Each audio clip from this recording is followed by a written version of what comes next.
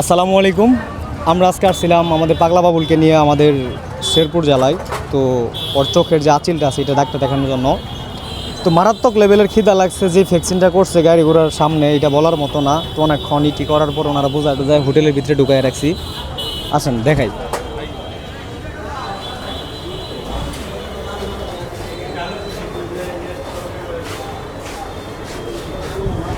তো এই যে আমাদের বাবুল ভাই, তো বাবুল ভাইকে 5টা ডিম স্পন্সর হিসেবে করছেন আমাদের এই ভাইয়া।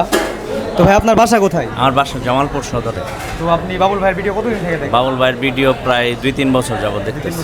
বাবুল ভাইকে ব্যক্তিগত দিক থেকে আপনার কেমন লাগে? খুব ভালো লাগে।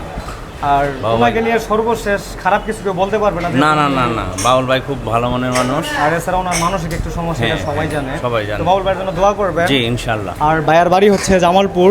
তো ভাইয়া বাবুল ভাইকে 5টা ডিম খাওয়াইলো। তো বাবুল ভাই, এই যে ভাইয়া যে তোমাকে 5টা ডিম খাওয়াইলো, ভাইয়ার জন্য দোয়া করবে না? বাইরে আলাদা কম নাই, জামালপুর কম নাই।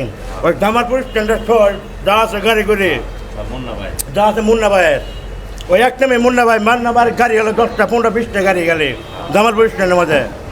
এখন এই যে ভাইয়া যে তোমার খাওয়াইলো ডিম 5টা, তো ভাইয়ার লাগে দোয়া করবে না? ইনশাল্লাহ আল্লাহ যাদের ব্যবসা বাণিজ্য হোক ইনশাল্লাহ আমি দোয়া করি। তো আমি অবশ্যই। আর কথা হইলো যে ভাত যে খাইলা ডিম দিয়ে আর কি কি নিবা? আর কি কি খাবা? গরুর গোশত না খাসি? বাবুল ভাই যা খাইতে চান। গরুর গোশত খাবা না খাসি খাবা, কোনটা নিবা বলো? বাবুল ভাই, গরুর গোশত নিবা না খাসি নিবা? ঘরে গেছি নৌকা, গরুর গোশত নিবো। আচ্ছা, গরুর গোশত নেওয়ার ব্যবস্থা করতেছি। কই ওনারা কই? আচ্ছা, এনাদের দায়িত্বে কে আছে? গরুর গোশত নাই, খাসি আছে, মুরগি আছে। তো খাসি, বাবুল ভাই খাসি মুরগি বলা আছে, খাসি মুরগি নিবা, গরুর গোশত নাই। তাহলে খাসি নৌকা, খাসি নিয়ে মো তো ই করেন, কই গেল? খাসি দিয়ে খাসি দাও ভালো দেখে।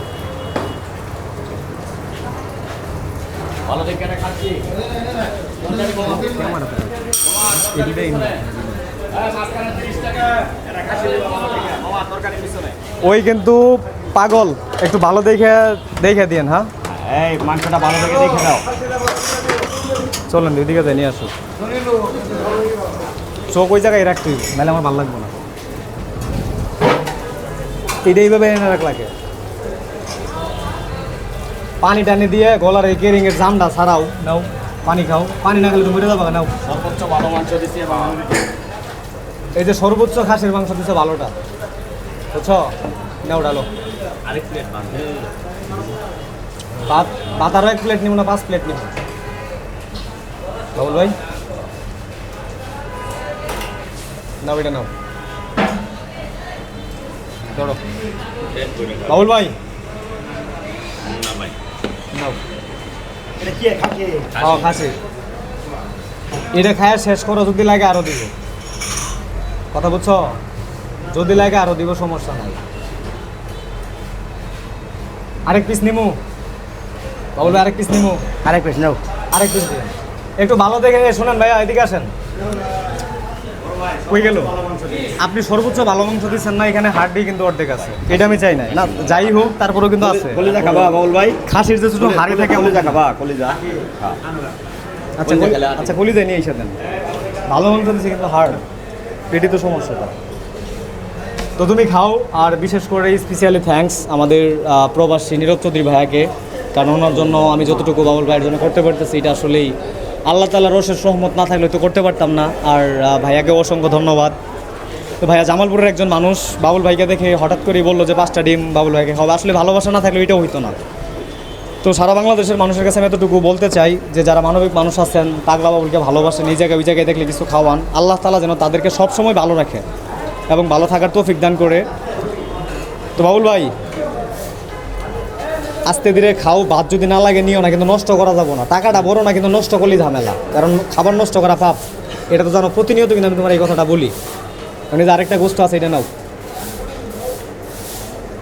এটা মনে হয় কলিজা দিছে, বুঝছো? খাও খাও, ভাত লাগলে যতটুকু লাগে, যা মনে আছে তুমি তাই খাও, সমস্যা নাই। ঠিক আছে?